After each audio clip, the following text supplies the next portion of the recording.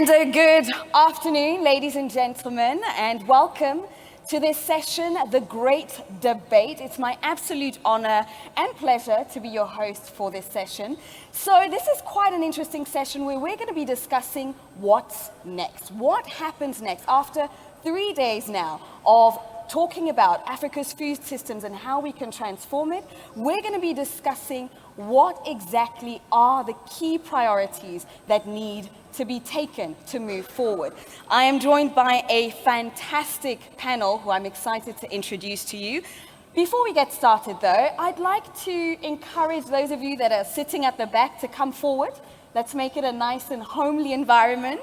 And I also want to encourage you guys, I know it's the end of the day, but I want to encourage you to be engaged, to listen in, to be reactive.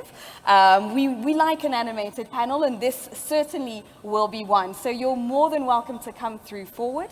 And yeah, without further ado, let's get started. My name is Tanya Habimana, and I'm an anchor at CNBC Africa, and I cover the financial markets and the economy.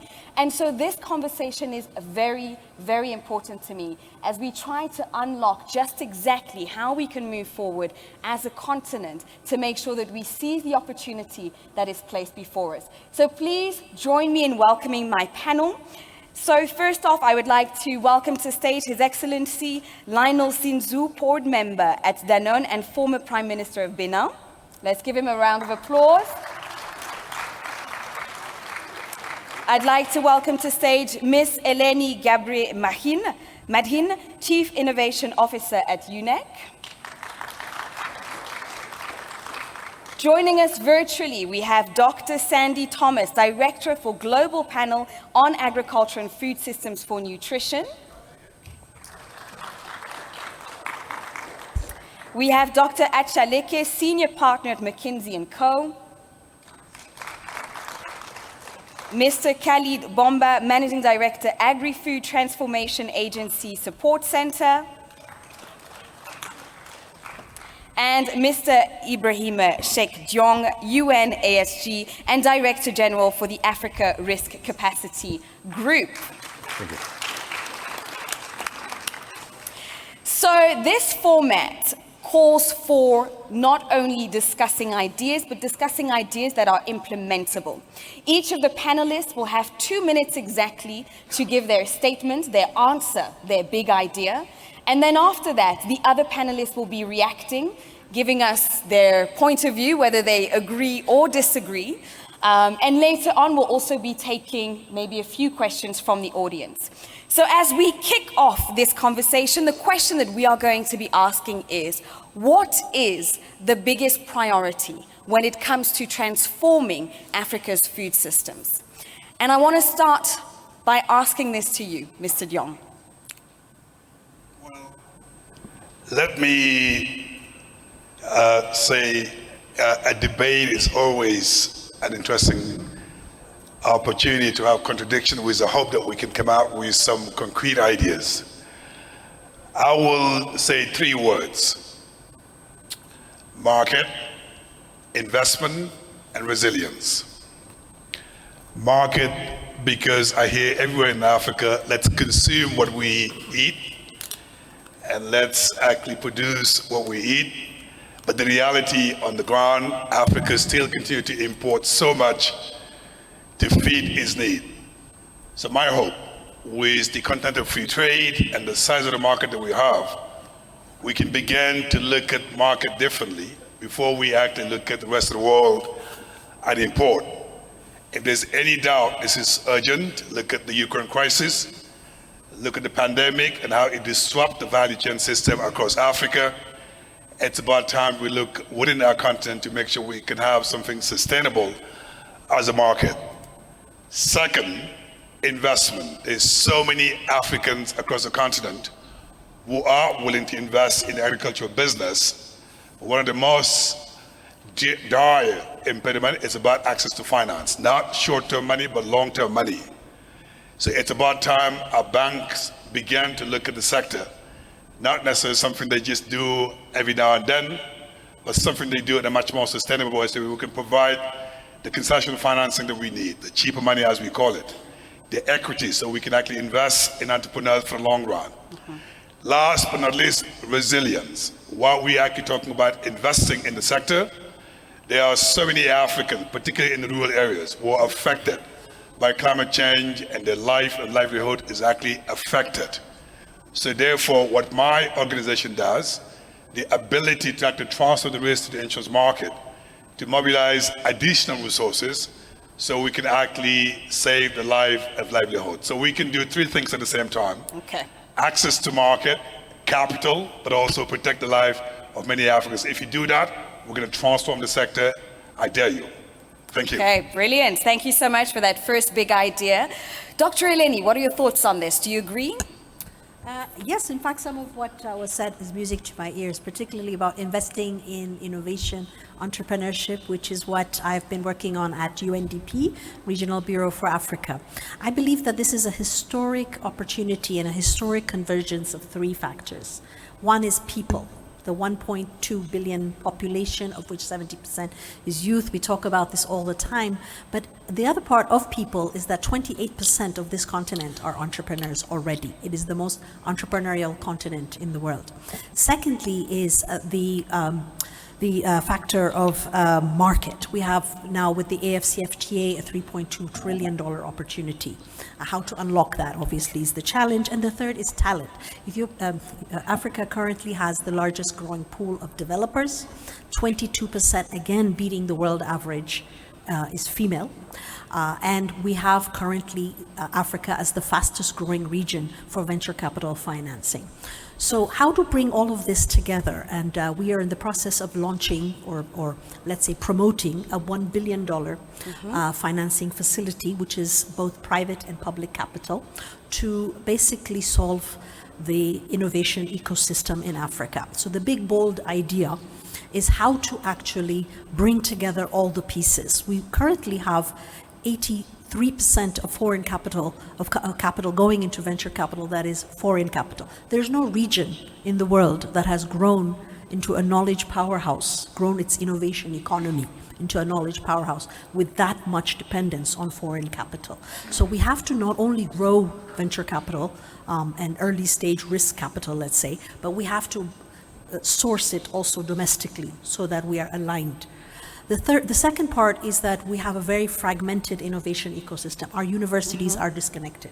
Yeah. Where the knowledge is generated is not what is being commercialized downstream. So we need tech transfer programs and policies to put this into place.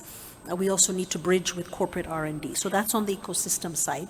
And the third is unlocking. Now, I have a question to the both of you, seeing as you're in agreement. You're talking about investing in agriculture, investing in innovation, investing in knowledge. But when we are on a continent where there are so many needs, how do we prioritize, and why should we prioritize investing in innovation, for example? Well, the reality is we have to eat. We have to feed our people. Do we have a choice? So I can't think of a better priority than actually feeding our people and relying on something that is actually that will eventually provide the sustainable way of actual food production in our country. It's a matter of priority and commitment from the political leadership. And then all the instruments we talk about, the access to market, the financing required to support entrepreneurs, and make sure actually agriculture is cool. It's not something you just do when you have nothing else to do. And there's so many Africans across the continent who are willing to get into this because it creates jobs, but also it contributes to the African GDP. So therefore, I can't think of a better priority than agriculture. Okay, brilliant. We're going to move on to our second big idea. Mr. Khalid, what is your big idea? So let me also use three words to frame my big idea, which is leadership, capacity, and partnerships. In this, I'd suggest that I think we all know that in order to have broad agricultural transformation, there are lots of different investments that are necessary and lots of different partners that have to be engaged in this process. Public sector, private sector, civil society. However, it is the public sector that needs to provide that leadership. You can't do it without the public sector, just like you can't do it without the private sector. Both of them are critically important. And within the public sector, if we're thinking about food system transformation, you have to work across partners, across ministries, across civil society, public sector, and private sector. Unfortunately, most of our public sector is hollowed out. They just don't have the capacity to take on the challenge necessary to drive agricultural transformation. So what do? One of the things that we looked at in Ethiopia and was quite successful was creating a dedicated nodal agency or an agricultural transformation agency to manage and drive that transformation process in partnership with the Ministry of Agriculture and other partners. And it has some unique characteristics like being a time-bound organization, reporting to the senior levels of government, having a high level of capacity, being independent, and working on a number of different things, such as, for example, the kinds of things you'd expect, like coordination and performance management. You'll see that in many places. However, it also has a couple unique characteristics which I think are critical for public sector to develop and you don't see in many countries. One of which is an analytical capacity to do the kind of prioritization, to do this type of strategy development that we sometimes outsource to others, to do the policy analysis, again, that we outsource to others, but the public sector should be leading.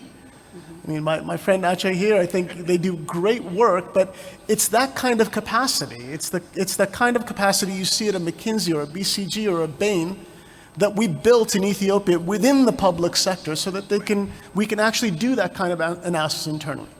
The second is direct project implementation. How do you actually translate the strategies, the pathways?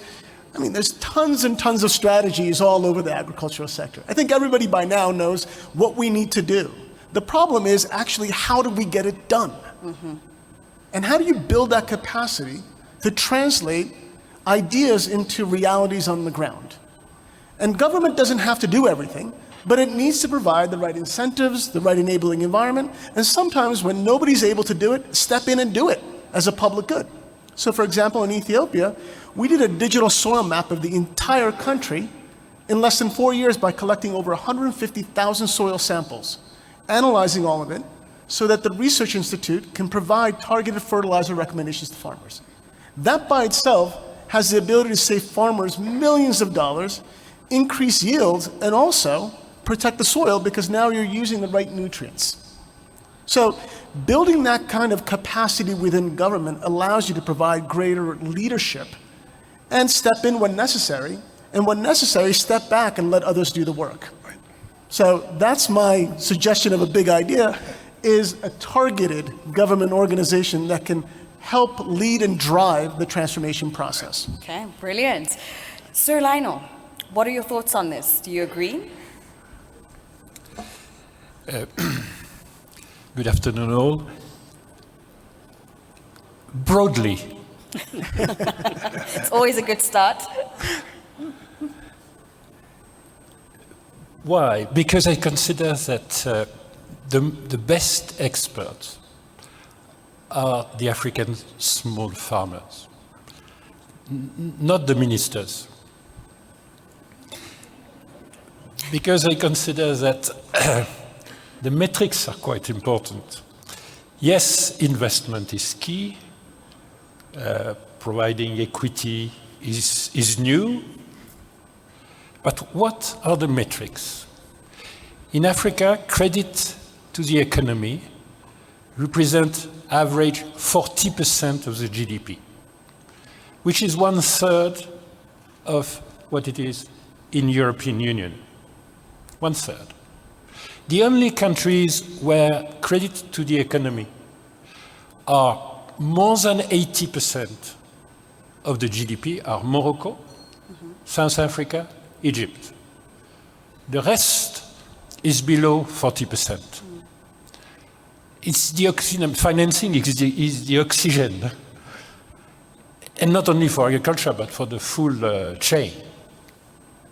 So what are the metrics? And that's why, even if sometimes I'm ridiculed as being Afro-optimist and have been ridiculed like that for the last 15 years, I'm not very optimistic on the metrics. Because we need to do, twice in terms of financial resources, in terms of debt, going to the economy. And it's worst for equity, by the way. But let's speak of debt. What is necessary for a normal economy to be able to finance the working capital, the equipment, and so on. Twice. But twice what it is today, which means another 40% of the GDP. And unfortunately, another 40% is $1.2 trillion of additional resource per year. That's the volume.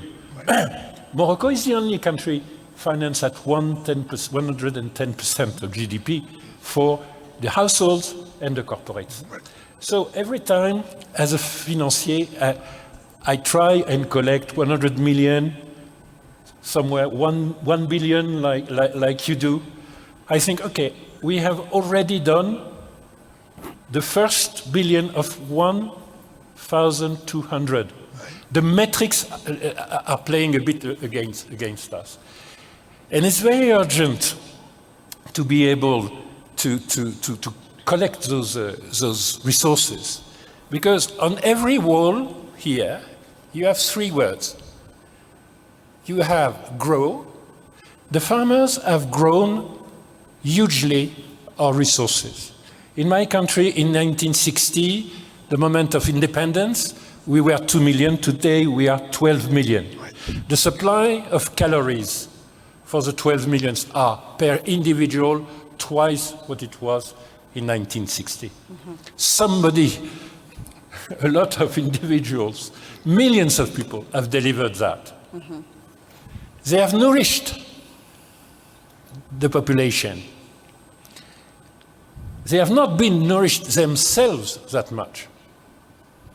Because the hunger is focused on the people producing the produce for the other people, which is a bit of a sort of most painful paradox in Africa. Who is hit by hunger? The people in charge of nourishing, and they have nourished the population. Then, where is the lie? It is the third word, reward. We have not rewarded. And now I think we have a question of justice. AGRA is providing tools for productivity, is accelerating transfer of knowledge. AGRA is indispensable. The commitment of leadership, as we have seen yesterday, is changing dramatically and is indispensable.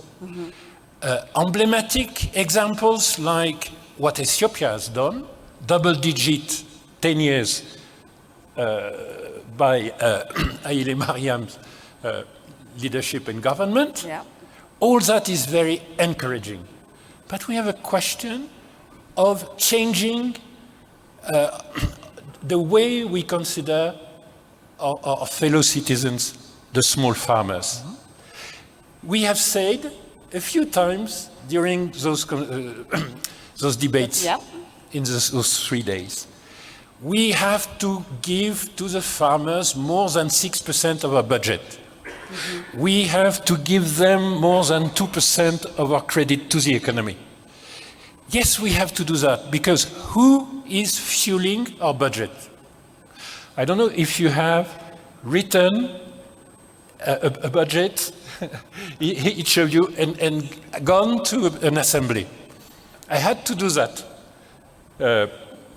because I have been very temporarily a minister. Okay? The farmers' agriculture is fueling more than 50% of our public inflows, revenues. And yet, So when we say, we have to make an effort to give them a bit more than 6% of our budget, but you see the injustice. Justice is to recognize that with a contribution average in sub-Saharan Africa of more than 1/4 of the GDP, with people fueling our budgets with half of the tax revenues, especially on their exports, which is another paradox of our economies, not to subsidize the exports, but to tax their exports. Now we have to have another regard another view on that. The minimum, if we want to unlock the potential, is to re-establish a more normal balance in a context where the financing has to grow. And I'm quite optimistic. But the reward, there has been no reward, not at all. And that is, for me, a key question. And I feel like that's already a big part of your big idea. And that kind of goes back to what you were saying earlier, Ibrahima, the need for financing, the need for investing more into agriculture. But I'd like to go back to you, Khalid. What do you have to say to the fact that we're basically saying the metrics are wrong? We should be looking at this from a different perspective. How do you see this? So I wouldn't disagree with that. And I would also suggest that what has been suggested regarding finance is not mutually exclusive with what I'm also proposing. I think they're very complementary. We absolutely do need different metrics as well as increased in investment, different types of investment, public investment, private investment, blended finance, lots of different types of investment. The question then becomes, where do you allocate those resources? Yeah.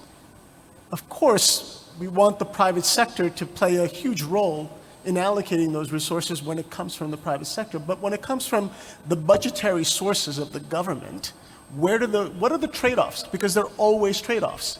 Who does that analysis? Who makes those decisions based on what data and evidence? Who generates that data? Where do you collect that data?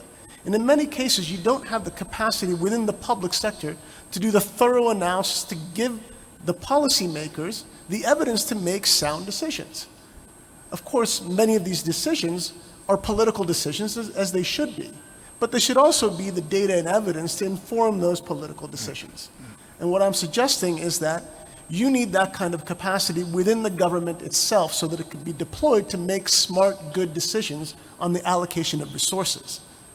I'm not suggesting that you don't need more resources. I'm absolutely on board with the fact that agriculture is underfinanced, especially at the smallholder farmer level, but also across the entire supply chain, primarily at the aggregator level in small and medium-sized enterprises that link farmers to markets.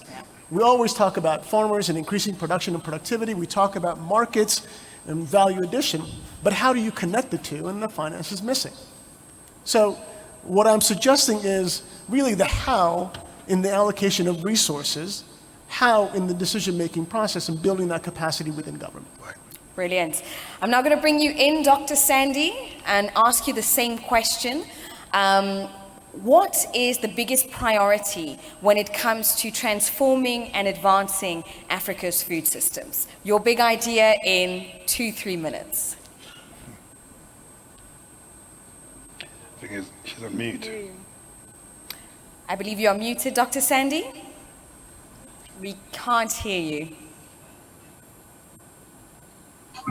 Can you hear me now? We can indeed. Good. Well, thank you very much, and good afternoon, ladies and gentlemen, and greetings from London. So I'll certainly answer your question, and I've also been asked to make a few remarks on food system resilience in a changing world. So I think I'd very much like to bring those points in about multiple sources of resilience. And I certainly agree with the remarks we've just been hearing about the need for better data for investment decisions and more investment. I think that's very clear. I'd like to say that I'd like to talk really about the importance of policymakers coming to terms with making food systems more resilient as a matter of course and dealing with multiple forms of challenges at the same time, multiple crises. So I think 1 year on from the Food System Summit, the world looks very different. We've had the crisis from Ukraine going on since February, and we've seen clearly what those disruptions are looking like, disruptions to the global food supply, spiraling inflation, huge prospective increases in energy and fertilizer prices. But I think the resilience of food systems, and hence how we approach transformation of food systems in sub-Saharan Africa or the whole of Africa, it shouldn't be measured by their ability to cope with a single event or 2 or 3 events occurring at the same time. We only have to consider what's been happening in the Horn of Africa. So here, of course, the Ukraine crisis is having an impact. There's been ongoing problems with regard to food supply chains and COVID, but there's also been a drought of historic proportions and also a really bad plague of locusts. So we've got here parts of Africa where there isn't just one major impact or one crisis. What we're having here is that we've got multiple crises. So I think that's very important in that policymakers in Africa seeking to transform food systems will need to think about multiple crises occurring at the same time. And I think many of us have a tendency to think rather more about the crisis that we're immediately enveloped in. The other point I would really make in policymakers needing to think carefully about transforming food systems is to recognise that the world is changing under our feet. We know about the effects of climate change. We know that they're set to worsen in the coming years, no matter what changes we make to greenhouse gas emissions in the immediate future. We also see signs that the geopolitical landscape is changing and that we may be entering what we might call a period of readjustment as major powers like Russia and China seek to reshape their spheres of influence. So these kind of shifting geopolitics will have potentially profound implications for food systems. And we can already see that deglobalization is happening in some sectors. So my second point here is really that policymakers need to, seeking to achieve food system transformation over the coming decades, need to think about a world in transition, but also the world of tomorrow. And that means having a credible vision of the future, at least 10 or 20 years ahead. And then the final point here in thinking about a much more energetic approach to managing multiple crises at the same time and building in resilience, I think, is that we need to place it in this wider and longer term context. And I think, we know that healthy, sustainable diets are currently inaccessible to over 3 billion people, but we need to have diets that are both sustainable and healthy. And this does mean at the same time as securing those healthy diets. And I think there's a great deal of evidence now about what works in some settings. What we need to think about here is how can we make greenhouse gas emissions compatible with 1.5 degrees of global warming, because we can see that climate change is coming perhaps more severely and faster than we might have thought in some parts of the world. So at the same time, we have to think about biodiversity loss, water use, and so on. So thinking about both today and tomorrow, and both healthy diets and the sustainability, I think is absolutely vital. So yes, we need to redouble our efforts to make food systems in Africa resilient, but not at the expense of delivering the longer term goal of sustainable, healthy diets for all. And then the other thing I think that's just very important here for the future here in general is thinking that it's not just about focusing on making people resilient to food shortages and poor nutrition, for example. It's also important to focus on the processes by which you do this. And I think focusing on key institutions and intervention mechanisms, particularly those that are needed to protect people's consumption patterns and purchasing power. So I think what I'm really trying to say here is that people's resilience depends very much on the resilience of processes. So it's these processes that we need to keep in mind very much as we try and transform food systems. And we were asked in preparing for this if we had one big idea, and I guess this is a long way round of me coming to that. I think if I were to propose one idea that I think is important, it's really putting a drive on diversification, not just of food production, but also building diversification of demand. And I think there are really good reasons for doing that, that if we have diversity of food production, then we're going to promote resilience to a range of events that might affect particular crops or countries, and it will reduce the risk of pests and diseases in monocrops, and it's also aligned with providing access to healthy diet. But just to finish, I think it's vital that we diversify demand, and we produce not just more healthy, nutritious food, but we produce sufficiently more of it to drive prices down and make them affordable. Thank you very much. Thank you, Dr. Sandy. Now, quite an interesting point that you just mentioned there, in the fact that you're talking about diversification of demand, of production, and at the same time you mentioned preparing for the future, long-term resilience and climate change. So I'm actually going to turn my attention to you, Ibrahima, because you deal with African risk capacity, you deal with climate change to the environment, the soil. How do we marry increasing local production, increasing capacity versus taking care of the planet, reducing emissions? Well, the reality is, when you look at climate change, as the doctor has said earlier, when it comes to Africa in terms of its impact, the negative impact on vulnerable community, it's a reality. It's not a myth in the sense, if you look at the impact of drought and food insecurity across Africa, is tangible. If you look at the impact of tropical cyclone in Madagascar, Mozambique, is there. If you look at flood, if there's any doubt what happened in Niger, we saw the impact. So the question is, what can we do as a continent, to the leadership you talked about earlier, to basically help African countries to have more visibility on their exposure to the impact of climate change so that something can be done about it. Mm-hmm.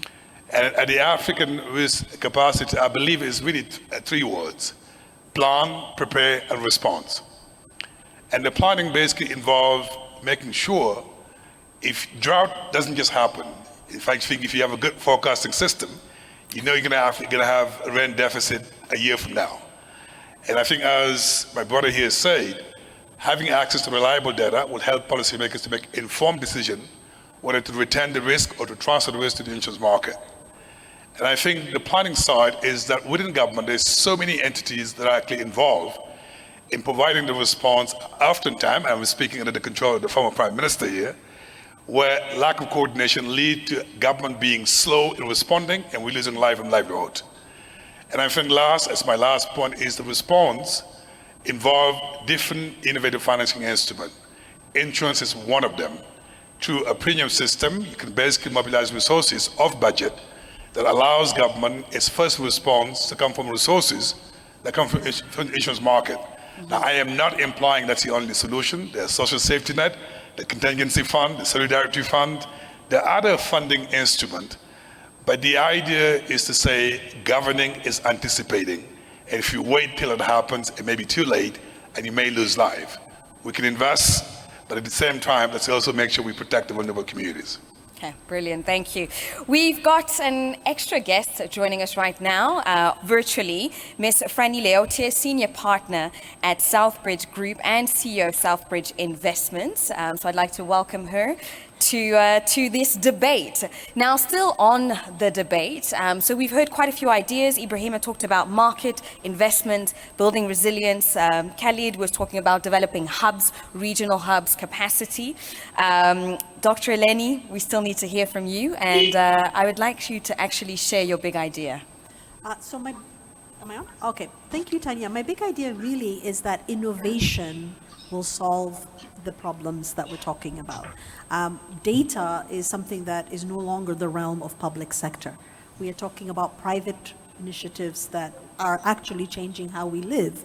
In agri-tech, which is now the fastest growing, one of the fastest growing tech sectors and is being in fact labeled or billed as the new fintech, there are enormous amounts of innovation. Soil mapping doesn't need to be done by public agencies. It can be done embedded in smart agriculture solutions that are actually rolled out as private initiatives by startups. So I think the big idea is, how do we unlock early stage risk capital and bring together the pieces of the innovation ecosystem, the knowledge centers, the R&D, to bear on generating innovation solutions to the problems that we face. Okay. Any reactions to this? Dr. Acha, I see you with your notes. I'm trying to learn from these big ideas. I mean, I think it's hard to disagree with any of these ideas, right? I think, whether it's, like you said, whether it's capital, do we need more capital into the sector? Absolutely. Do we need to create bigger markets to make the overall sector more economically sustainable? You can't say no to that. Do we need more innovation, to Eleni's point? Absolutely. Do we need it to be more resilient? Do we need more diversification? Do we need more lending into the sector? But with all due respect, I actually think we're asking the wrong question, right? I think as Africans, we are very good at coming up with these ideas, right? And my fear is we come up with another set of big ideas. I think the challenge is less the what, but it's more the how. And that's why I was very happy when Khalid started to talk about the how. I think that for me is what we should focus a lot more on, right? We are in a space where we know we continue to depend too much on imports of products. We still import, 50% of our rice. And like I said earlier, we love eating our rice. We import 70% of our wheat. We import 60% of our medicines. We import 99% of our vaccines. Nobody will argue with the fact that we need to produce more locally. And I'd love us to spend a bit more time on the panel today talking about what's it going to take to make this happen, such that, and how we're going to track, I think to Lionel's point, how you track and measure such that, next year when we come, we'll say this is where we were and this is the progress we've made, and we can track that over time. So that's my contribution. Okay, I like that. Challenge accepted. Let's talk about the how. Franny, welcome. It's a pleasure to have you with us. So we've been talking about big ideas. We've been talking about the priority when it comes to advancing and transforming our food systems on the continent. If you had to state in a couple of minutes, I told everybody 2-3 minutes, although that's been stretched a little bit, what would be your big priority? Thank you very much, and apologies for joining late. I had internet issues. My big idea is at the interface of three important aspects, and I hear from the report out that some of them have been covered by the other panelists. And it's really the interface between technology, innovative finance, and trade. Technology to observe from satellite what's happening on the ground in terms of changes in weather patterns, crop production levels, and so on, which would help the continent predict what's going to happen to food production. And I think that is going to help us plan ahead.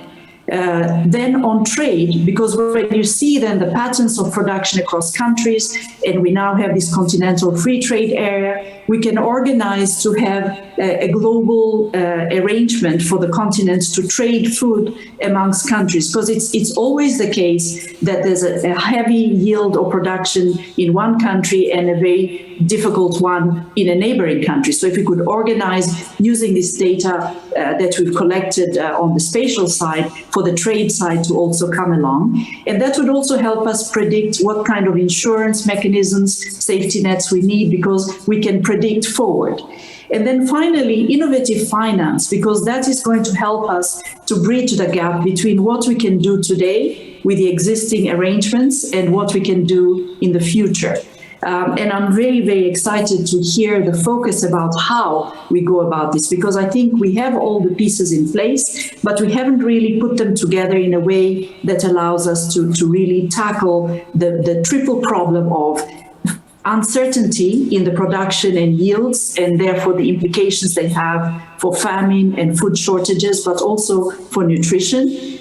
Second, the current challenges versus the future challenges, and how we incorporate climate variations and plan ahead so that we can develop warehousing solutions, cross-country trade, and substitution products in between, including, for example, on the protein side, where we could quite easily think through different types of protein that can be grown very quickly to deal with risks that would have an impact, for example, on the pastoralists and other animal-related the risks. And then, of course, on the finance side, we have already arrangements to support public solutions to challenges in the agricultural sector. But when you look on the private sector side, there are very few opportunities for risk mitigation, which we could do a lot to improve. Very few opportunities to actually partner with the public sector in order to deliver in the short term when we face short-term risks. And then we don't have sufficient innovation to finance innovation.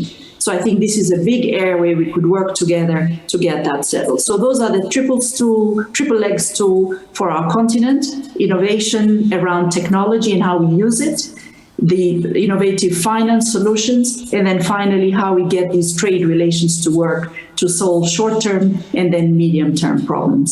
Thank you.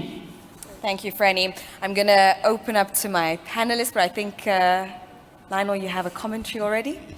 Yeah, I think there is a broad consensus on many issues. Investment, importance of resilience, a different processing of development, more innovation, the three interfaces of Franny. I think that is quite clear. And what is reassuring is that AGRA is doing a large part of this job, especially on seeds, especially on fertilizers and so on, but more broadly nowadays, in terms of the food systems as an integrated chain with holistic policies and the proper advisory service to the governments. But we have maybe a little discrepancy on the how, on ACHA saying essentially everything is very clear, but we are unable to implement. Because when I entered in this room, I thought that I was a sort of social democrat politician, second-tier politician. And I discovered that I'm a fierce capitalist and a right-wing politician. Because when I hear you, I think we have to empower the farmers more than the institutions. The processes are interesting if we give them back to the real operators. I've rarely seen something more impressive than what Mr. Adesina has done in Nigeria. And it's not a hazard that he has been a founder of AGRA, by the way. When he was Federal Minister for Agriculture, by decentralizing the subsidies, giving to the farmers voucher for the subsidy, in order not to have anything centralized. Because we have seen in so many of our countries, state-owned companies, bodies, absolutely unable to implement the transformation with the dream of capacity building when the capacities are on the ground by the real people, not by the people in charge of supporting them. And what it has delivered in Nigeria, I was really very, very impressed. Because it has been a very, very quick win in terms of unlocking more output and using innovative finance in a sense, because it was digital money as well. But the freedom for the farmer to go and select the proper fertilizers with a bit of competition for the suppliers was so much more efficient than a centralized public market procurement situation. I think that's why I will leave this room not being socialist anymore. We need to empower the real operators because we have a human capital there, which is absolutely expert. And I advise to everybody here, including in the panel, Acha, be candidate to a presidential election. You will speak with millions of people, and you will come back with an immense respect for them, immense, because you have not given them credit, innovative finance, proper trade policies. You have not given them water. You have not given them education. You have not, and they are so good, and they have grown the crops and nourished all the other ones but themselves. So the expertise, the human capital is huge. The more we can prove by examples, pilot successes. Yesterday we were speaking with Agnes, with the president of Niger. Niger is exporting seed, and it has been an initiative. Exactly, and there's quite a few of these. Of Agra a few years ago. Just to move on with the debate, I'd like to ask you, Acha, you've challenged us in the how. The question is not correct. It's not what, but it's how. So what is the how? Well, I'll share one of mine, and I'd love to, again, reactions here.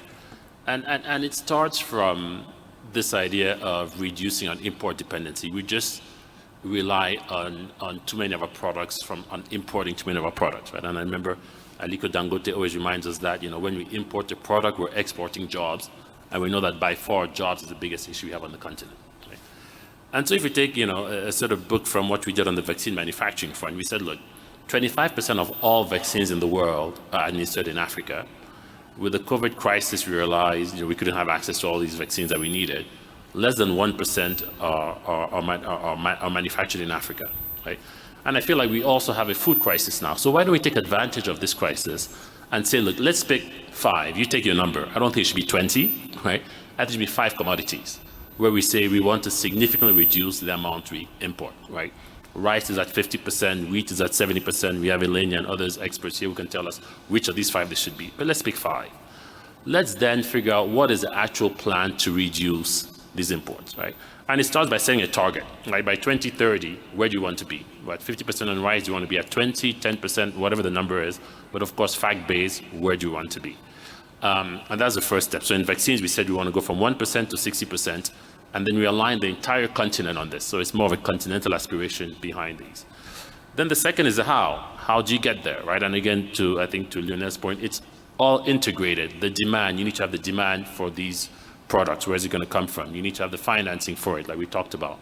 You need to have the research. You need to have the training. So all of these elements need to come together in a package. The big question you face on the vaccine front is, where do you do it? Again, because you need bigger markets. So we chose 5 hubs. 5 countries. Next thing we know, 17 countries woke up and said, why them? Why not me? How did you choose this person? Why, And the reality is, if you see the announcements today, if all of these plants are built, it's 3 to 4 times more than what we need as a capacity on the continent. And as a result, economically, it's not going to be sustainable. So how do we then get more regional collaboration to agree on this country is going to do it for the region and why this versus what are you going to do for the region? But we need a lot more regional and continental collaboration to align on this plan. And then the third thing for me then is, let's monitor. Like I said, we have a plan, we know what we need to do. Let's track, let's monitor, let's come to every AGRF summit and say, here's where we are, here's the progress we've made, what next? So that's my idea. What do you see as a potential bottleneck to this being implemented? Well, I think, the biggest bottleneck is the regional and continental collaboration. That's by far the biggest issue. We're going to say, wheat or rice, or say, why X country should do it for us, or why not this country? And that's why I think there's a bigger role. We talk at the AU level. There's a much bigger role that our regional economic communities can play, right? So I do a lot of work with governments around the continent, but we never do sort of regional strategies. What's our regional strategy across ECOWAS? What's our regional strategy across EAC, across SADC for whatever commodity? And how do we then align countries and say, remember, when President Kagame was setting up the process to set up BioNTech, he told me, he said, okay, we will do BioNTech here for the region. Let's figure out what inputs we're going to get from Kenya, what inputs we're going to get from Uganda, right? Because that doesn't make sense for all of us to try to replicate this, right? Let's produce it here. Let's go do and fill and finish in Ghana. So how do we work better together to accomplish this? And I think that's really the bottleneck. Khalid, what are your thoughts on this? Broadly, I very much agree with Acha, right? And maybe it's my nature to think about how do we link all of these together, because I don't think there's anything that anybody has said that any of us would disagree with. I think everything that has been said, we all would broadly agree, yes, we need to do that. So for me, there's a sense of, first, we can't do everything, right? There's only so much resources, there's only so much capacity, there's only so much time, and there is a need to prioritize. Because you've got to figure out what are the levers that you can pull that will give you the maximum impact, that will create momentum for change. And that's where kind of that analytical piece, I think, becomes really important, and that decision-making based on data. I'd also very much agree with Lionel's point that ultimately it is those farmers on the ground that we have to empower. But at the same time, looking at the example of Nigeria and what Akin had been able to do, that didn't happen magically, right? There was actually a product, a tool that was developed to empower those farmers. Yeah. And some analysis that went into what is going to provide those farmers with the resources the most efficient way, and that decision was made and worked out beautifully. But there's a process to get there. And while I agree with Acha's view that we have to plan, we have to know what we have to do, and we have to monitor it, I think there's that step in between of actually executing. Who's going to execute? Do they have that capacity? Are they the right partner to execute? Yeah. Do they have the resource to execute? Do they have the enabling environment to execute? Do they have the right delivery, right? In terms of, for example, the digital voucher that was used. I suspect that there was paper vouchers and other ideas as well. So we've got to make sure that we choose those implementing partners properly and give them the tools, resources, enabling environment to execute. And some of it is blended finance, some of it is technology. So I think all of these different pieces actually fit together. It's just a matter of getting the right, all the stakeholders, the necessary stakeholders in the room to prioritize, figure it out, and then kind of setting them on their way and performance managing everybody. And most importantly, and this is kind of something that we discovered in Ethiopia, and Napoleon said it, and Mike Tyson said it, a plan is only as good as when you face your first enemy or you get punched in the mouth. And then all of a sudden you have to recalculate. Right? There is no plan that we implemented in Ethiopia that at the end looked exactly the same as it was at the beginning. Because once you start executing, then you learn. And it's only when you learn and adapt your plan that you actually are able to deliver in the most efficient way possible. And you need the ability to do that analysis, to change course if necessary, to shift, to move, and that agility. So how do you do that? And it's not one organization that does it. It's actually the stakeholders together, because we've always talked about a systems approach.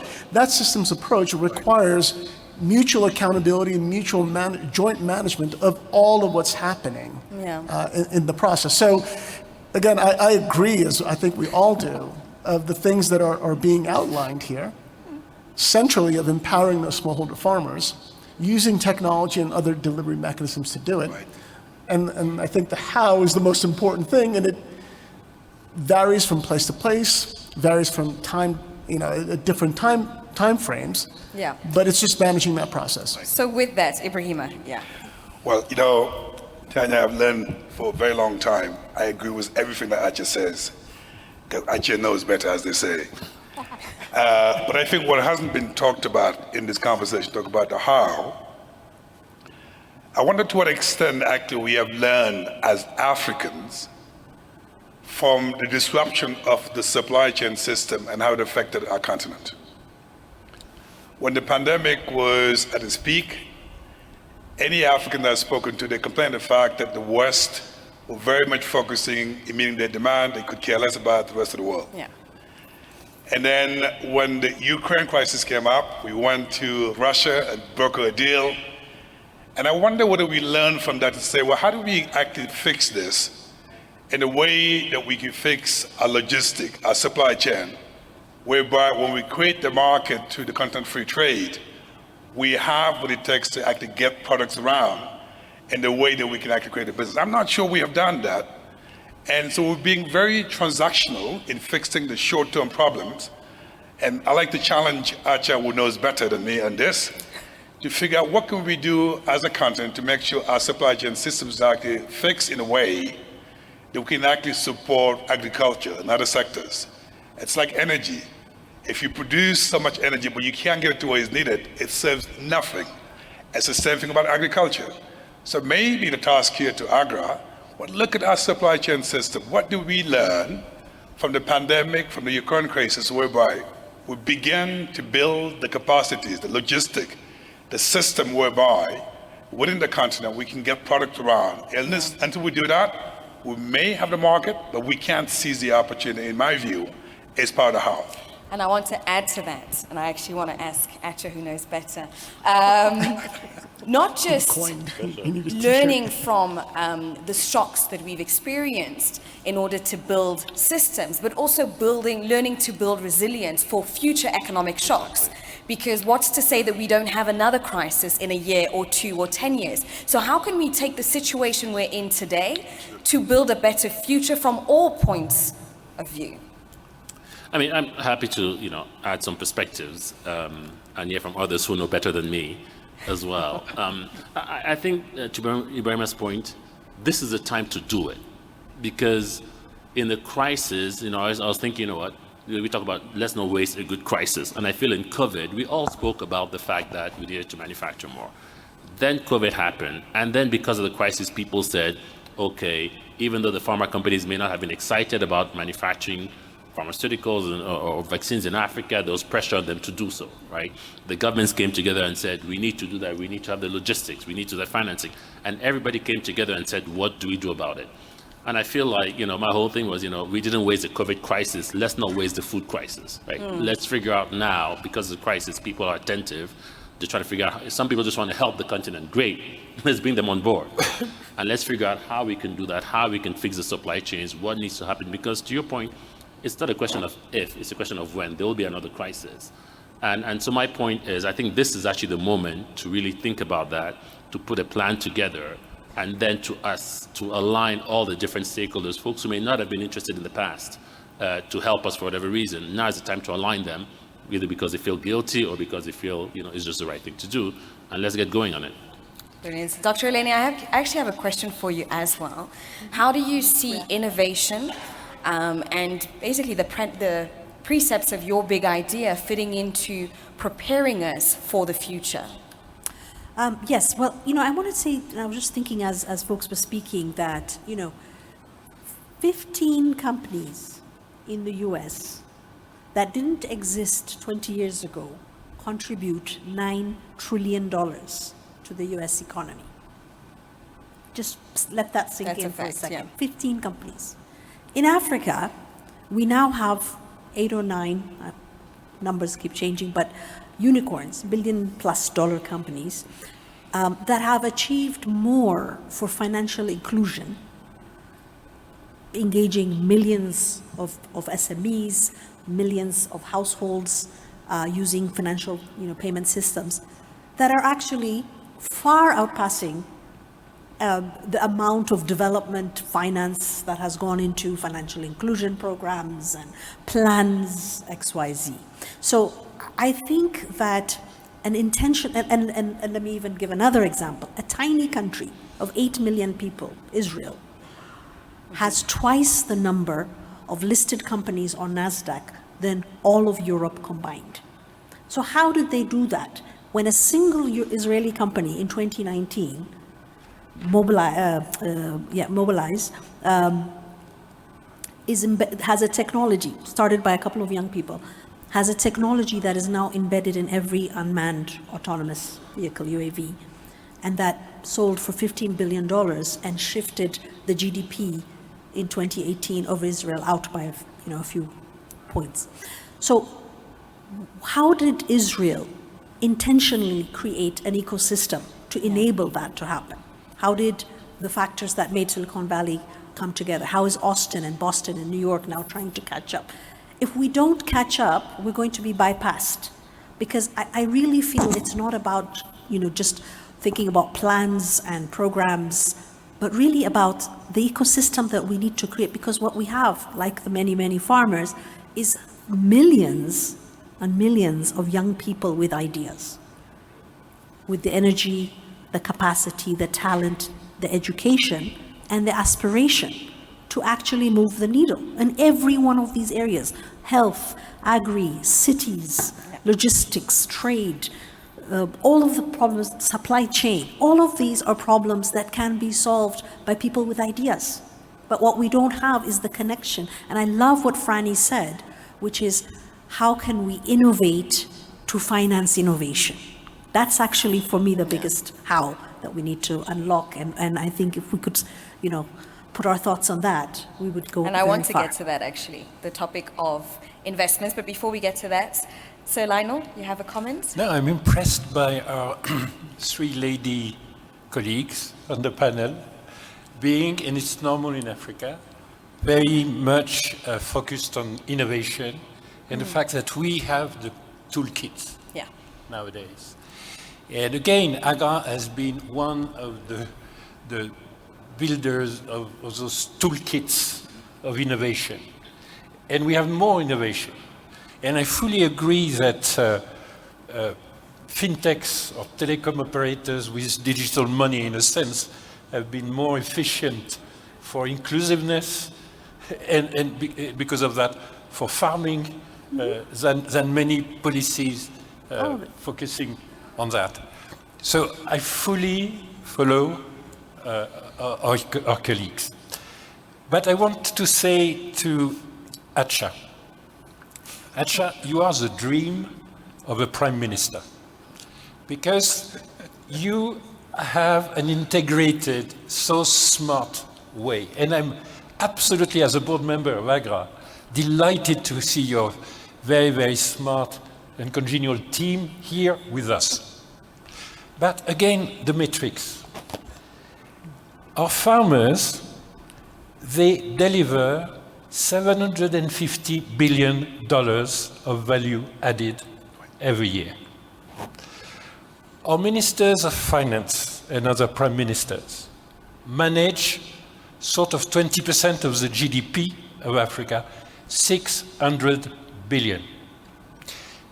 The budget of the agriculture minister is average sort of 5% of that, 30 billion.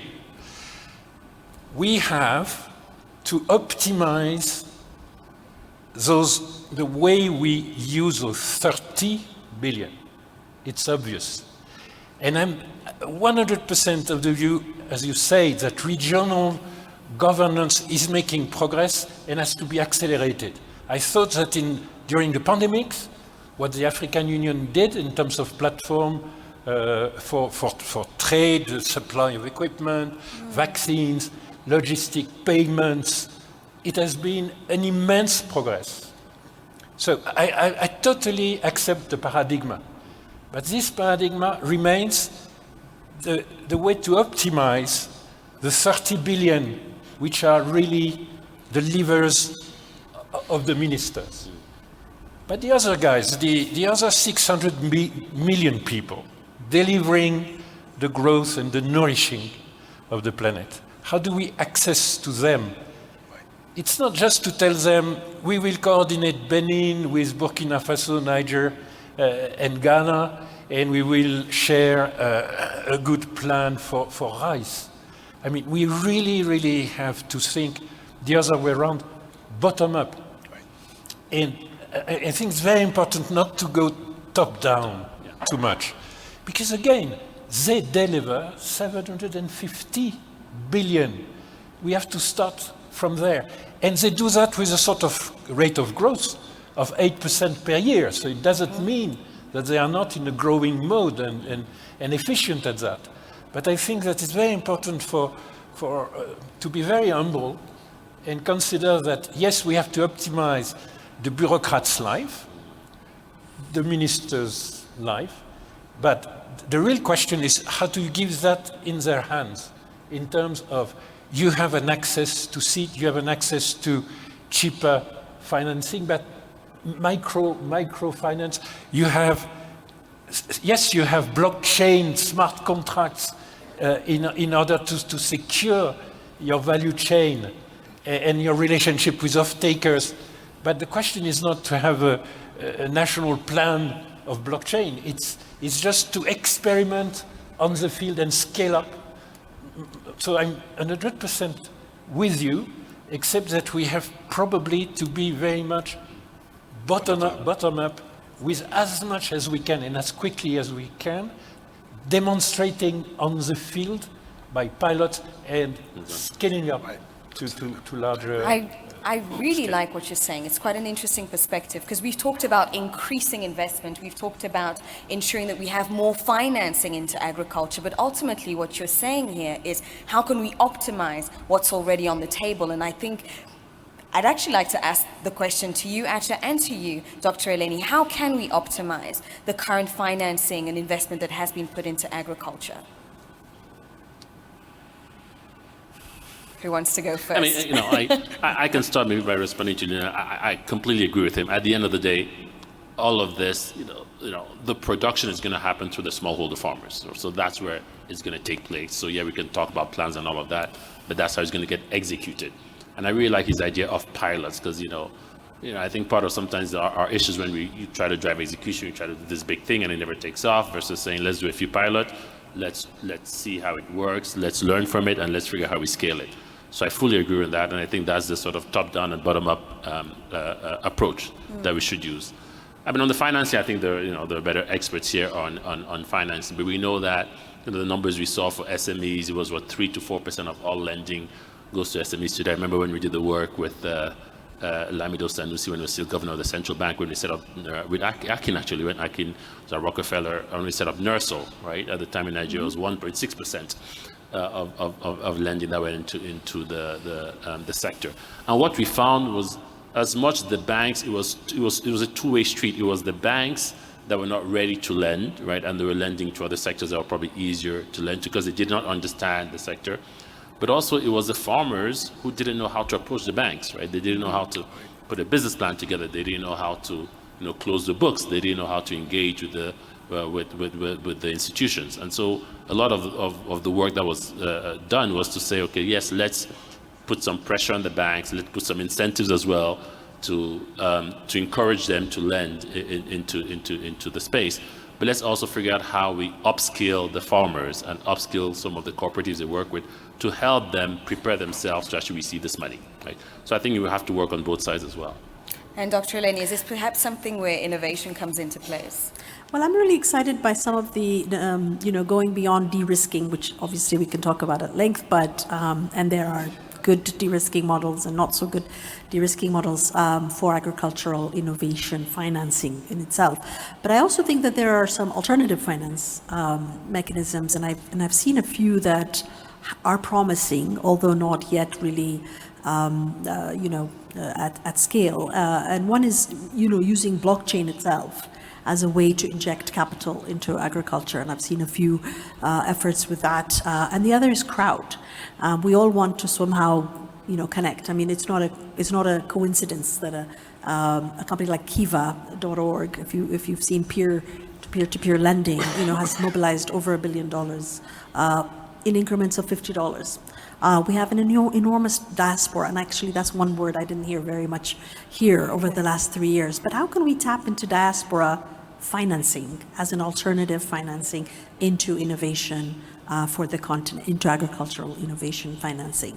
I think that there are some interesting models that people are experimenting with, bridging, and maybe, I don't know if McKinsey's been looking at this, but I think that is one of the next frontiers, actually, is alternative financing that involves peer-to-peer, decentralized blockchain types of events, crypto itself. So I think, so I'm looking at those innovations in financing for innovation. Innovating for finances, as Fanny said. So quite a few interesting ideas have been laid out here.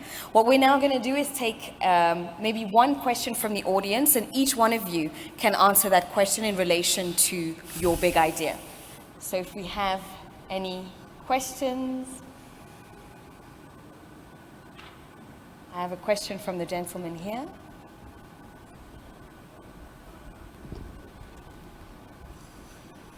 And if I can ask to please try and keep your question as simple as possible.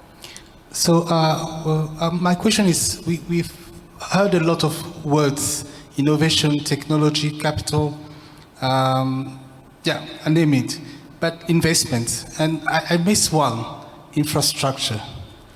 And if you look at the review of the Green Revolution in Asia, the infrastructure was among the enabler, the biggest enabler. And if you look back to the IFPRI report on rural revitalization, if you talk back again to the justice, taking the capital, investing in the rural area, I think what they need there is also infrastructure. So what do you think about infrastructure in the how? Thank you.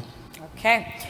We'll start on this side. Ibrahim, you can go first. Well, look, the reason why we didn't spend too much time on infrastructure, we thought it was a given that unless you improve the cost of doing business, any sector in the African continent actually will strive.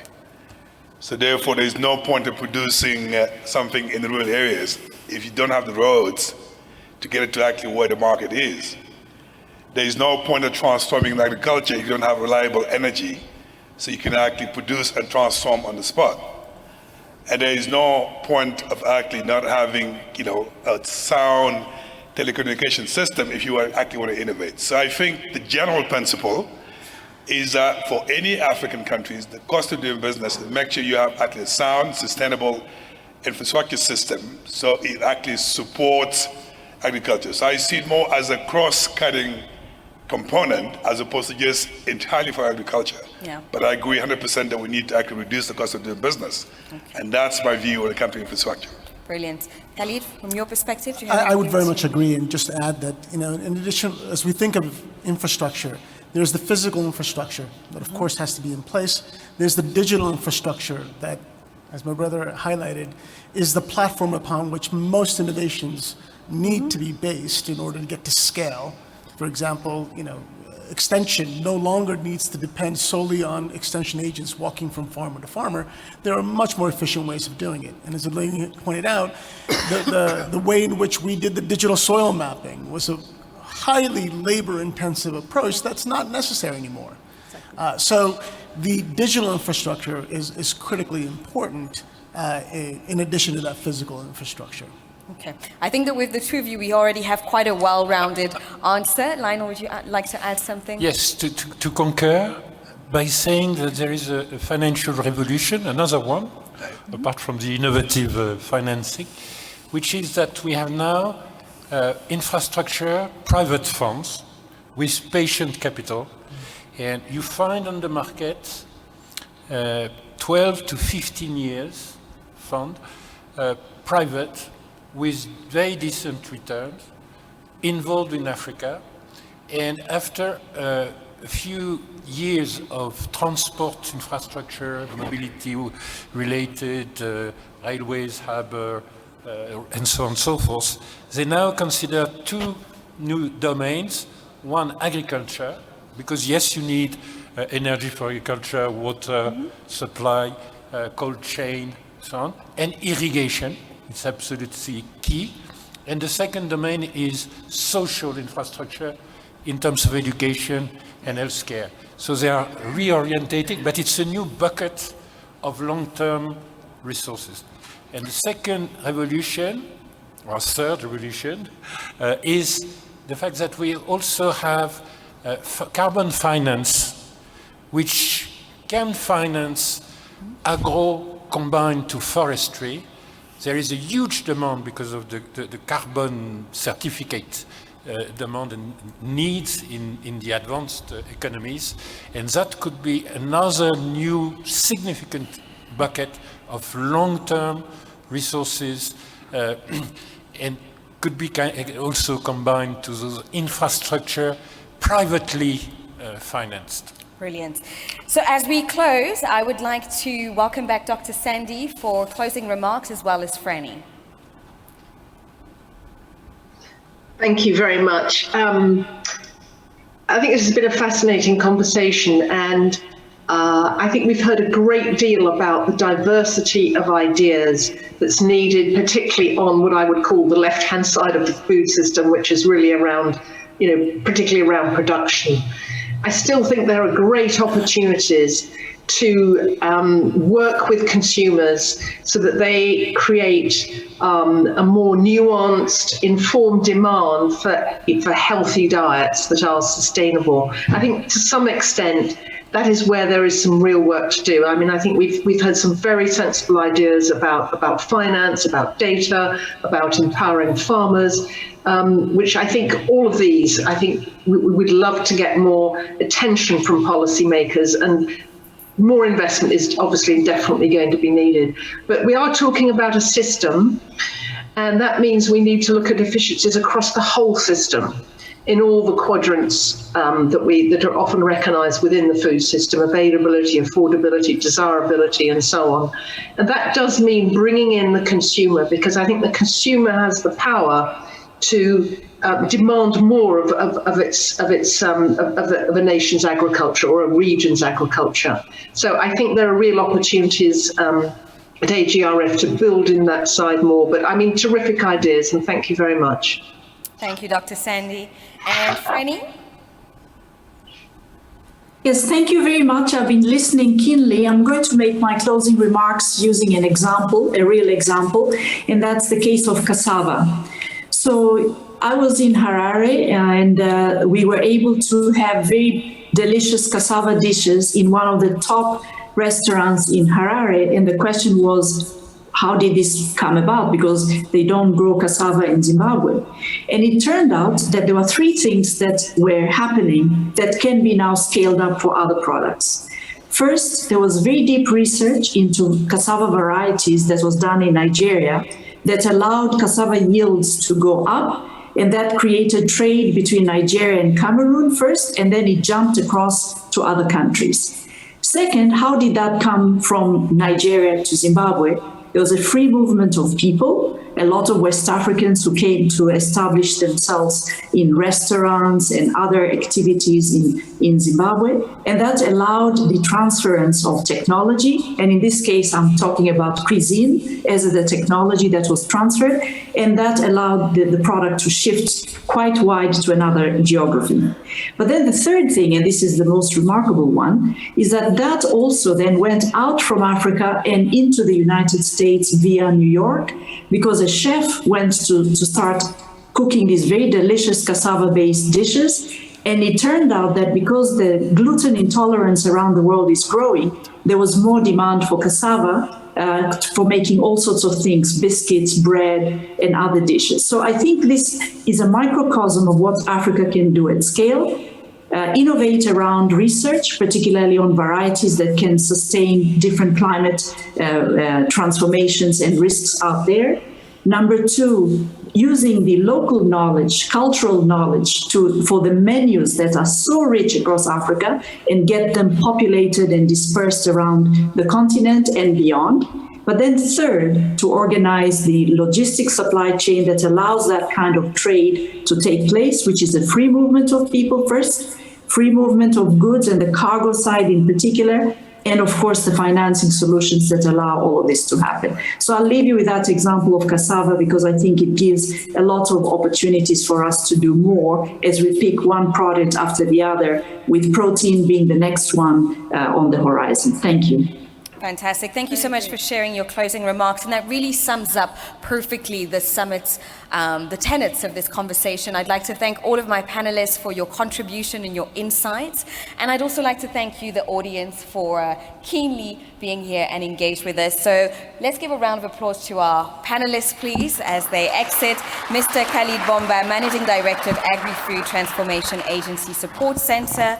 Mr. Ibrahima Sheikh Jong, UNASG and Director General at the Africa Risk Capacity Group, Dr. Achaleke, Senior Partner, McKinsey & Co., Dr. Eleni Gabre-Madhin, Chief Innovation Officer at UNEC, and His Excellency Lionel Sinzu, Board Member, Danone, and former Prime Minister of Benin. Let's give them a round of applause, and thank you very much to all of you.